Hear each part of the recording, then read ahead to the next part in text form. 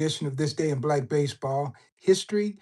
And welcome to the show tonight. Hopefully, everybody's doing okay and have had a wonderful day. Now it's time to kind of close shop on this day and write it down as another day in history. How about that? So, anyway, guys, it's always my honor to come on to this forum here to give you information related to baseball history and activities of African American men through the periods of history that probably your ancestor didn't care much about. How about that? So I am here to tell you a lot more than what the typical person knows, right? So if you've joined me before, you kind of know the drill, right? If you come in and you want to participate, make sure you subscribe and then go ahead and talk to me there and keep your questions relative to baseball. If you can do that, I would certainly appreciate that. And we try to have a good time here. That's the most important thing in talking history. So, my name is Phil Dixon, and I'm a baseball historian with over 45 years in the books, man. I'm telling you, 45 years. Hi there from Mesa, Arizona, man. Good place. I think about the 24th, 25th Infantry down at Fort Huachuca. Yeah, good evening, Phil. Will Clark from Hackensack. All right, Will's in here tonight. Appreciate that. And I'm going to go through some baseball facts in a minute. So we got Arizona and also New Jersey here. So both of those are interesting places. I don't think I've ever presented in Arizona before. Um, I've been to Arizona, but never presented there. That's interesting. That would be a great place to come and have if I could visit there, have a great talk there. I have a wonderful program that I do in person that's completely different what I do here.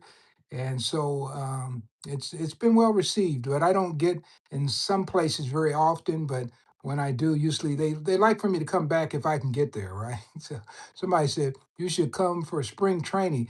Actually, the last time I was down there, I was with the Royals and I was in there for winter meetings. You can imagine that.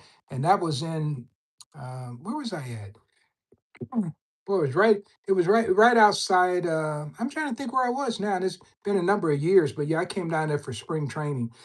I remember we would go to the bar every night. They had a little bar in the hotel, and we would go down. Excuse me, I'm gonna get a drink here because I'm gonna talk up a storm here.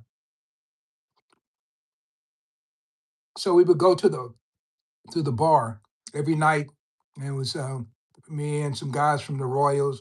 So other teams would join us. And it wasn't that many African Americans at that particular time. They were in the front offices. But one young lady would come all the time, and she was from the Boston Red Sox. So she would hang out with us, and I got to know her real good. And she would come, and she always laughed at my jokes. You got to like somebody, they laugh at your jokes, right? And so she ended up becoming the general manager for the Red Sox. Her name was Elaine Weddington back then, and she ended up becoming quite the person. But she was a young person just out of law school, and she had went to the law school, believe it or not, on the Jackie Robinson scholarship. So she was a pretty impressive person, and she, like I said, she always laughed at my jokes, and she was just a good person. And so years later, I after my book came out. I was on tour in Boston. I was speaking at where was I speaking at? Trying to think of the college I was at. Been so Guys, I've been so many places. But anyway, I was speaking at a college there, and so I called her on the phone. I said, "Hey, I've never been to Fenway," and so she gave me a tour of Fenway. Can you imagine getting a tour of Fenway in February when there was snow on the ground by the general manager, and that was Elaine Weddington. But she got married, and I can't remember what her married name was. Somebody can look that up if you remember her. You remember Elaine Weddington? One of the few African American female general managers. How about that? And she was hired by the Yaki family. So the people you meet through the years, Stewart, there we go. Elaine Weddington Stewart. Yeah, good person too. I'm telling you, a genuine person. And and she was young just like I was then. I think I was 30, but she was in her late 20s at that time. So she went on to do great things. I don't know if is she still there. That's one thing I haven't checked recently, but so once again, guys, this is this day in Black baseball history, and this is the April 30th edition. But as you can see, guys, I will go down a rabbit trail in a hurry, so I have to make sure that I stay on point because I have so many things I could share with you, and I've never shared that before. I have it was when somebody mentioned something, something just popped in my mind and made me think about it. And that's the reason why sometimes I have to go back and listen to my own broadcast because, oh, you know what? I'm working on my memoir right now, and so sometimes I have to go back and listen to uh, what I'm going to say, whatever it was that created that thought in my mind and made me come here with this with the comment. And so now the comment's out there, so I just go back and get it. So somebody says, "There's a Noah Finney. Noah, where are you joining from?" So we've got we've got Arizona in here, and we've got New Jersey, and I'm just kind of curious what state or city, if you want to put your city, that's great. And while you're typing that, I'm going to jump over here and give you my first fact. For April the 30th, we're going to go back to 1900.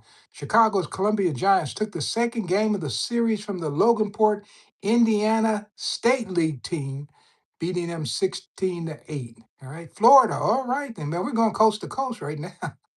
All right, not all we need is a California and a New York, and let's see, we got Florida, California, and maybe a Washington State. How about that? Okay, up in Seattle area. So all right, so 16-8, and that's kind of like my lopsided score today. I may have one that's even more lopsided than that. I try to give a lopsided score. Used to be a time, and I'm probably going to do it. Um, I'm going to try to find a tie game since you can't really tie in baseball anymore. A tie game and maybe a lopsided game for each day. You should you used to play baseball. Well, I didn't play professionally or anything like that, but I certainly played. Yeah, I tell you, I feel sorry for any child that never played baseball. Right, really, I do, because it's a wonderful game, and if you pick it up right at the right age, which I did, I was in elementary school, and I could tell you a story. And I'm saving this story.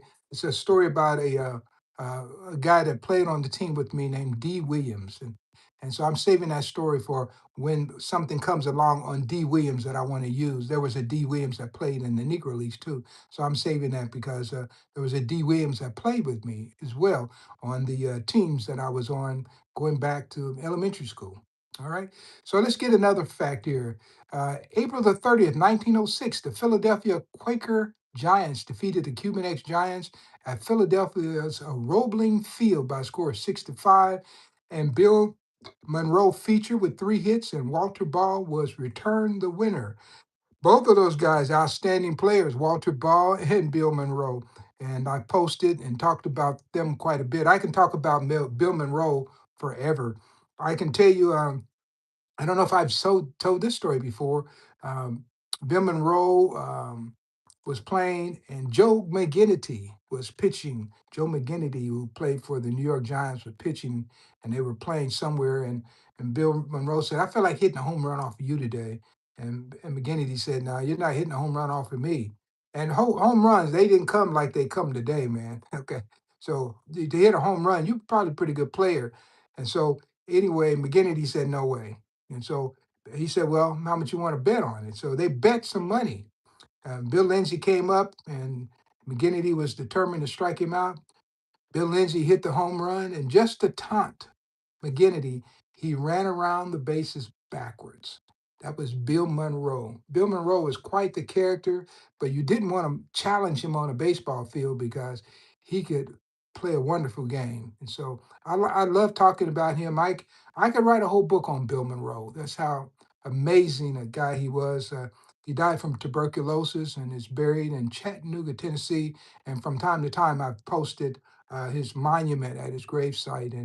And I know a guy who has a great picture of Bill Monroe. I have never used it before, but he told me if I publish a book, he would let me use it. And that is Bill Monroe, one of the all-time greats. that doesn't get the recognition he deserves. All right. So we're going to keep talking about him, calling his name until somebody says, hey, I think I got the message. All right. Somebody else comes in and says hello. Is that what's that? Seiko Jr. Where are you joining from? We're trying to see if we're going coast to coast. All right. All right. So while he's typing that in here, I am going to go over to tell you another one. Here's one. April the 30th, 1907. The Philadelphia Giants defeated the Troy New York State League team by an 11-2 score. So that's pretty lopsided game as well. Now notice, I keep saying this every night. These black teams are killing these minor league teams. They're killing the minor league. And unfortunately, when you see the statistics they have for African American ball players, they're not even counting these games that they beat these minor leaguers. They're only counting the games that they played against other African American teams. That's why the numbers are so small, because many years the money wasn't playing against each other. The money was going out and playing these other people because, you go and say, maybe you go, in this case, they go over to Troy, New York. Now, everybody in Troy, New York is backing the Troy team. So they're coming out to see the game. Whereas if you have, say, the Philadelphia Giants come in and they play the Cuban X Giants, well, both of those teams are foreign to that area. So maybe they don't have the backing. So the real money, a lot of times, was coming from playing the town team or the minor league team. So they had to play those games. And unfortunately, those games aren't being counted in those statistics, which makes the number real small and not reflective of what was really going on. And if you really wanted to know what's going on, you need to pick up this book. Right, let me see if I got it here. This book was so good. This book was so good, opened up so many eyes, right? This book right here, that Society of American Baseball Researchers has cited, they're going to do their own version of this team, the 1931 Homestead Grays, which when I was writing, and this is probably 25 years ago, I discovered that this team was probably the greatest team ever assembled.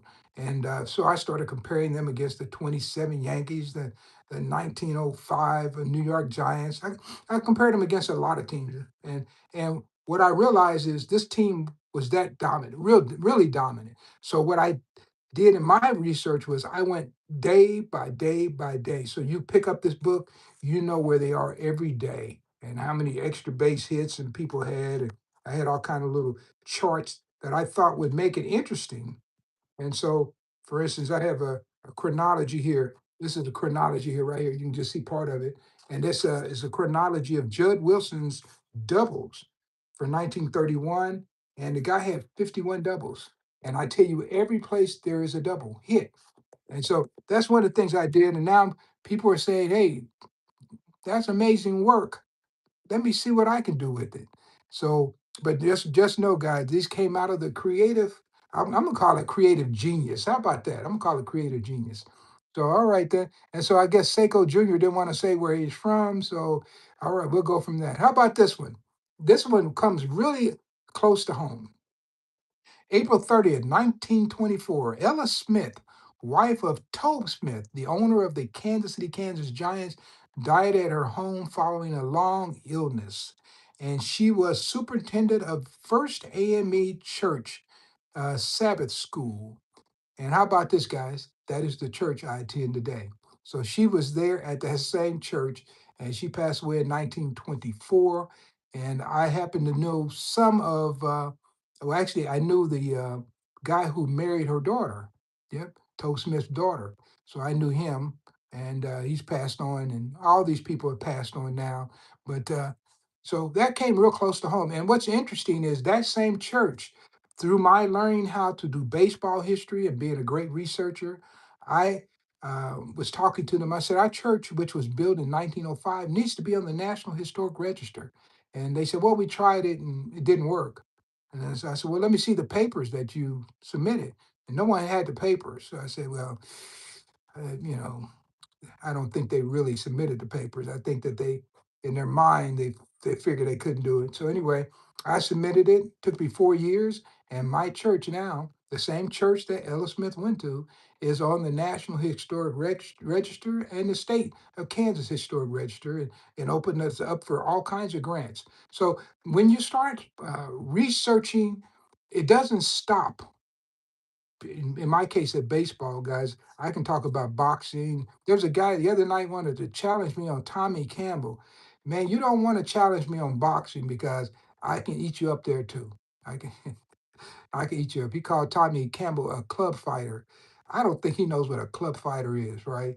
And I need to go back and look at that broadcast so I can get his name and maybe send him something because I think when you come online, there's so many people out here who are not really historians, and so they get a topic and maybe they read something on it. And now they're ready to talk about it. But when you have 40 some odd years in here, it's a whole different experience, right? Okay, so that's Ella Smith. And of course, that team, the Kansas City Kansas Giants, played at Riverside Park. And if you go look at one of my shorts, or one of my videos, I went to the location that as close as you can get to where Riverside Park used to be. And used to be able to get closer when I was a kid, but now that area is all blocked off and they closed those streets. But yeah, so I knew exactly where it was down at Second and Franklin. All right. So how about this one? April 30th, 1932, Satchel Paige, pitcher for the Pittsburgh Crawfords, held the Black Yankees to 5 hits and fanned 10 batters at the opening game of the Pittsburgh African American owned Greenlee Field. And so the Crawfords lost the game 1-0, right? So how about this? So Satchel Paige is coming in, throws a 5 hitter, strike out 10, and they lose 1-0. But it is the opening of Greenleaf Field, a baseball field built by an African American. And there are several places like that around through the years. You have Martins Park down in Memphis. There was another park in Pittsburgh that the Pittsburgh Keystones owner built.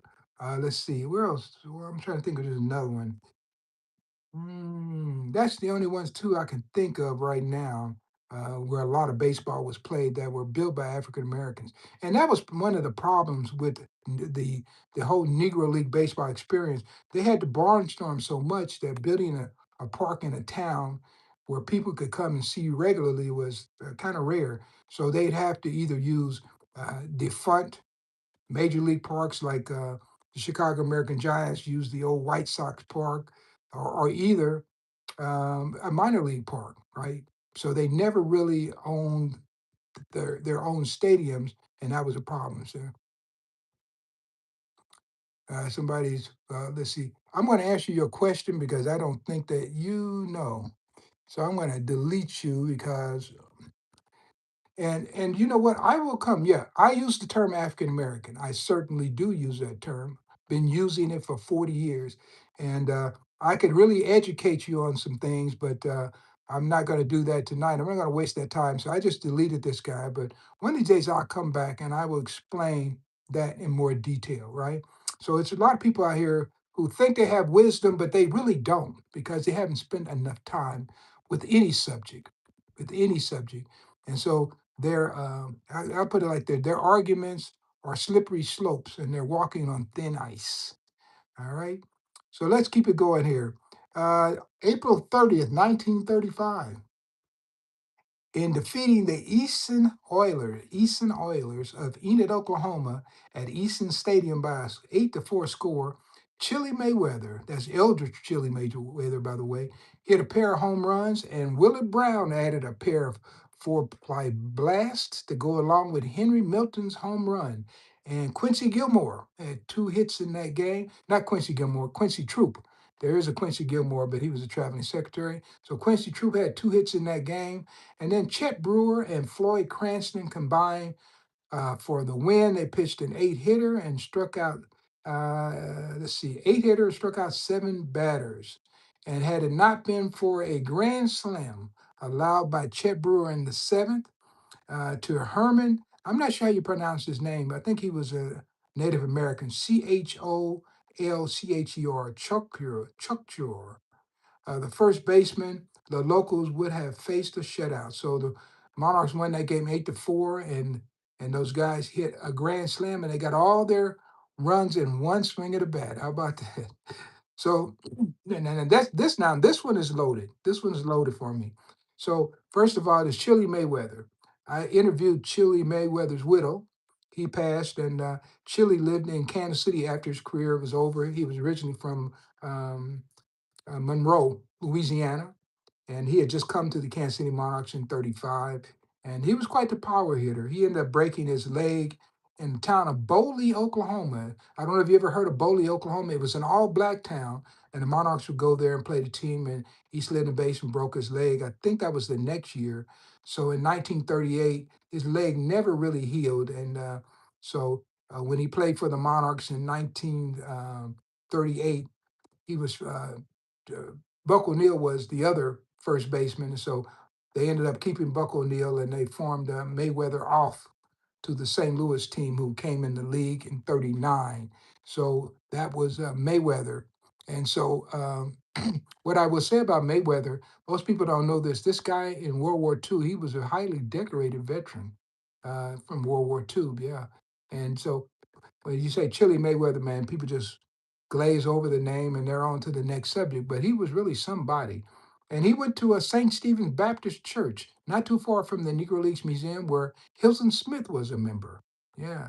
So, and they're having an event for Hilton Smith tomorrow. Come think of it, they're going to put a monument at his burial site.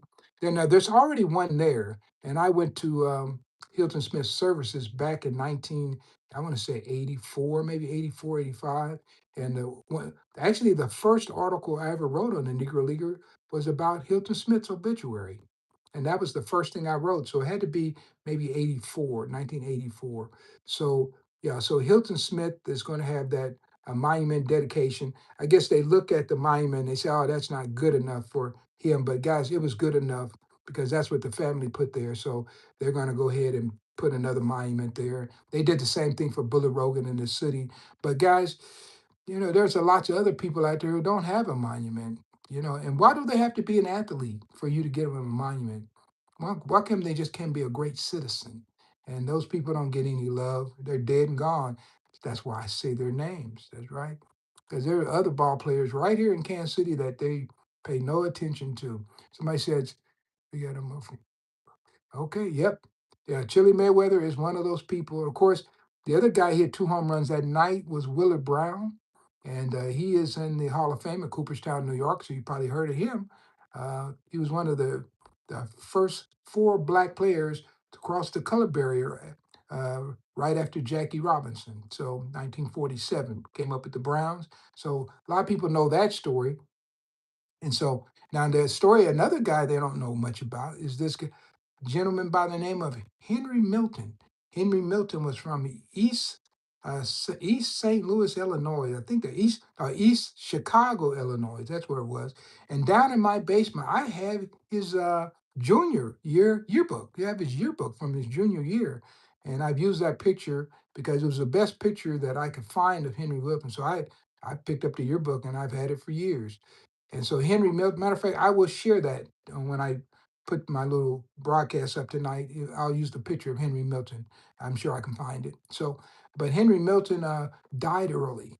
He had a spinal meningitis, and he died early. And this guy was one of the most sensational base stealers and one of the fastest runners. This guy ran in the Tuskegee relays. There was a race down in Tuskegee at Tuskegee Institute. They would run, and they would get all the great high school runners and all the outstanding college runners, and they would go down and they would meet in this big meet called the Tuskegee Relays down in at Tuskegee, Alabama. So anyway, Henry Milton was down there, and I happened to have the program from that year. And so Henry Milton, he ran the 100-yard dash like just seconds. I mean, we're talking about fractions of a second off the all-time record.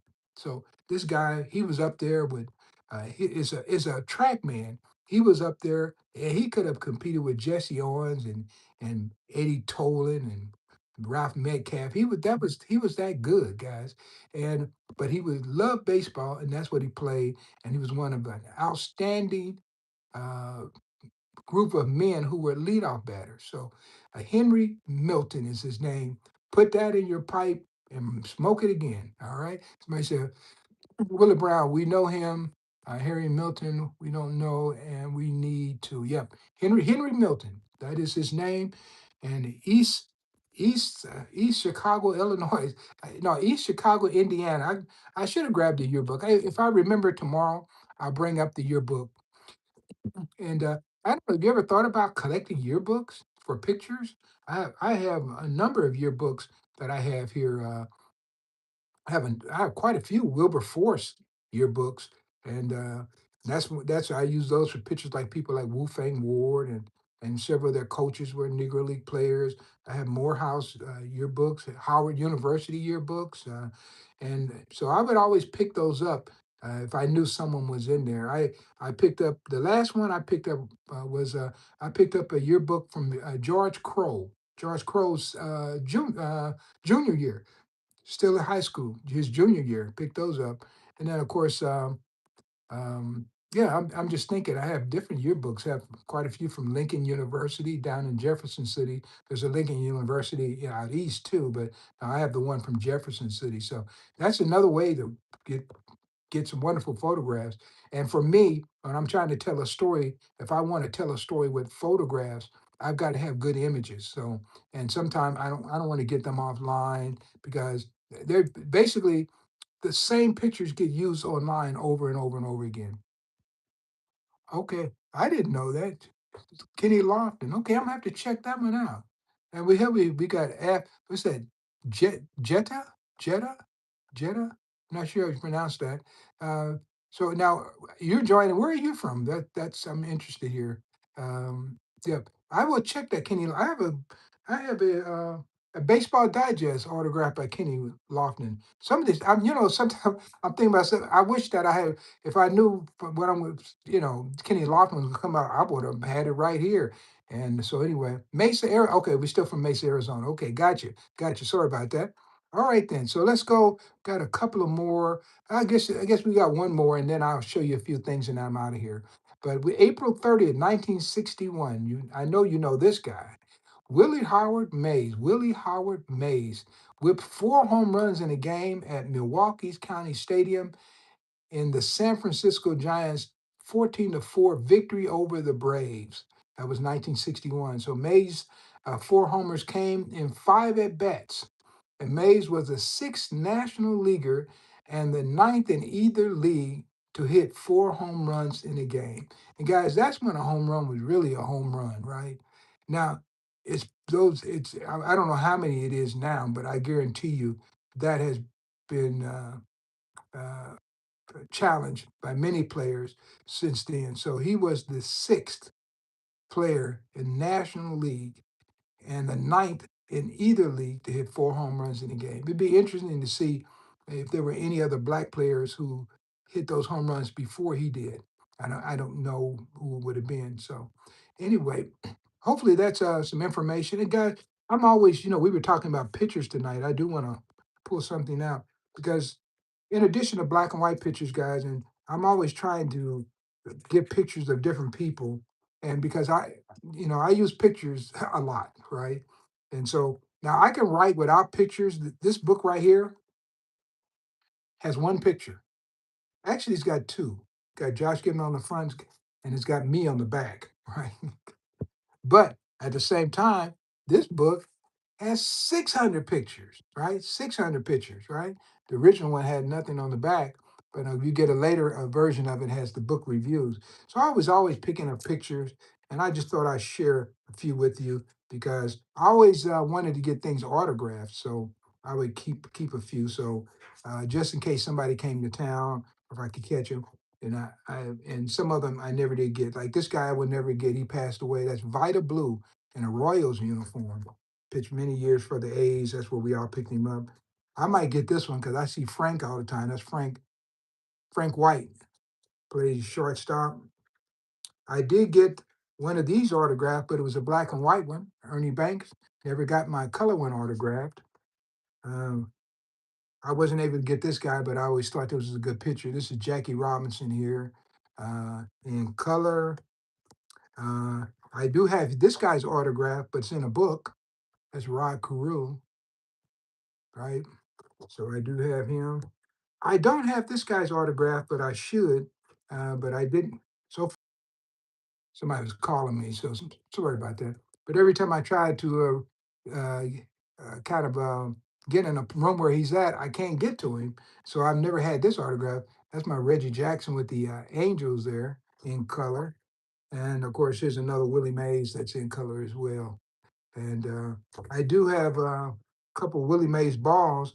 And the interesting thing is, the Willie Mays balls that I had, I purchased those and I gave them to one of them to my son and one of them to my nephew for Christmas because uh, I know they're going to keep it, and so they're in safekeeping. Frank White is underrated. Yeah, man, he was a great second baseman, good guy too, good guy. He went into politics here in Kansas City, and he wasn't that popular in politics, so they had a special election, and he didn't win, and so he's no longer in politics. And I have not seen him recently, but the last time I saw him, he said we ought to do a book together. So if I ever do a book on Negro League second baseman, Frank White's going to do the foreword for me. And then, of course, I did get this one autographed last year. This is a black and white picture of Cito Gaston, right? And I did get it autographed in a little gold pen. And this is an interesting one here. Um, how about this? Babe Ruth acting like he's playing for the House of David. He never played for the House of David, but got him in a beard. So I don't know what I'm going to do. I'll probably frame that one up with something that related to House of David. Here's one that is autographed. And this is the last one I'm going to show you here. This is Eddie Matthews, signed there, color Eddie Matthews, right? So over the years, I've been able to pick up some wonderful things. You see, I have things behind me on the wall, and different walls around my house. I have collectibles, right? Things that mean something to me because I was able to speak to these people and have some interaction and had some great memories. And some of those memories I've been honored to share with you here. So uh, somebody said, uh, somebody said they called me and said, I know you're not doing another live broadcast tonight. He said, and so look, I do it every night. That's and this person they're calling me right when they know that I'm probably doing a live, right? Instead of sending me a text or something, they call me, right? And then it interrupts the call. I'm gonna have to learn how to block these calls and then turn it off and then turn it back on after I finish. So anyway, I do want to thank everybody who's been joining me. And I don't know if I picked up any subscribers tonight, but I always let people know that we just ended the month, and I ended the month with what 821 subscribers, which is a good number because I picked up 21 in what since Sunday, and so, but I am going for that larger number, the 868, which is my Sahara O number. And everybody here know who that is, just in case everybody know Sahara O. Well, even if you know his name, did you know he hit 868 home runs? Can you imagine? That's a lot of home runs in 21 years. That's a lot of home runs. I wonder how many singles he had if he had that many home runs, right? So anyway, that is I just got another call. Man, I think everybody thinks that I'm available. So anyway, that's all I'm gonna say. Japanese Babe Ruth, without a question. But how about it? Babe Ruth was the American Sahara O. How about that? So he was a great player. So and he's still alive. He's still with us. And so now that's an autograph that I think I would love to have and have him sign it in person. That would be amazing. There's a chance that I may go to Japan next year, and if I do, I'm hopefully I would love to meet him if I could. He's in his 80s now, so but you never know. Stranger things have happened, and if I get a chance to meet him, I'm going to get an autograph, right? So, and many years ago, I worked with the great Japanese Baseball Hall of Fame writer. What was his name? I'll call his name in a minute. He actually came to my house and he was working on some interesting things, and he ended up writing a book on Satchel Paige. And when he wrote that book on Satchel Paige, guys, would you believe it or not, he put a picture of me and him on the back cover, right? Kazu Sayama was his name. Yeah, look him up. He's in the Japanese Hall of Fame. Man, I'm hoping maybe one of these days somebody might nominate me for a Hall of Fame. Look, all the people around me getting Hall of Fame, and I've been out here doing a lot of work, and I guess that I guess maybe I'm too young to get any accolades yet, so maybe I have to keep on working, right? So, and let's see, he might have done quite well in the U.S. Well, I tell you what, wouldn't it have been nice to bring him here because so many other players are coming from Japan now, and they've done very well too, right? So, all right, so that kind of does it for me tonight. I do want to thank everybody for joining, and let me see if I picked up any subscribers. I can never tell. Let's see. So I'm gonna refresh this. I had 821 to start. If I maybe one or two, did I get any at all? Yeah, I got one. All right. So we'll take the one. All right. Number one, we'll take the one, right? So we'll keep on pushing till we get the 868. I'm going to share. And so people usually pick up this broadcast afterwards. But I do want to thank you guys for joining live. And Will, it's always a pleasure to have you on live because that's kind of rare. And then also the guy from here from Mesa, Arizona. Appreciate you joining me and hanging there and there tonight. And with the other guy from Florida, I don't know if he's still here, but appreciate that. And hey, I appreciate you letting me know where you were because that was kind of interesting thing because two places I've never actually presented in Florida, and I've not presented in Arizona. So you guys are on my radar. All right. So hopefully I will come down your alley someday before I get too old, right? So anyway, so thanks everyone and have a good evening and we'll see you here tomorrow with some more baseball facts and just we used to remember we used to watch TV, maybe used to watch like Gunsmoke or something like that. And what they would do is they would let you know what the next episode was going to be about so you would come back, right? Okay, so I'm going to do that right now. Tomorrow I'm going to be talking about Philadelphia Giants. I'm going to be talking about the Detroit Giants, right? And how about this? I'm going to talk about the Brooklyn Royal Giants, and that's my little introduction to what's going to happen tomorrow, right? But there'll be more surprises than you can ever imagine when I do come on. So thank you for joining, and I do appreciate you, and I love all the people who have supported me for 45 years, guys. It's been an amazing journey, and the journey is not over, and I think it's about to get even more amazing. So if you get a chance, go back and listen to my broadcast where I went down where Doolittle Young used to live, and I did post a picture of Doolittle Young yesterday so you can see what he looked like. And so hopefully you found that interesting. So when I get a chance, I've got two no locations that I know not anyone has ever done a live from related to the baseball history. And they're around Kansas City. No one's ever, they're not, it's not even on their radar, but that's the thing. When you're digging deep, you come up with imaginative ideas, right? So all right. So you take it easy, guys, and I'll see you tomorrow. Have a good evening, and be sure to encourage somebody and tell them you love them. You have a nice day. Bye.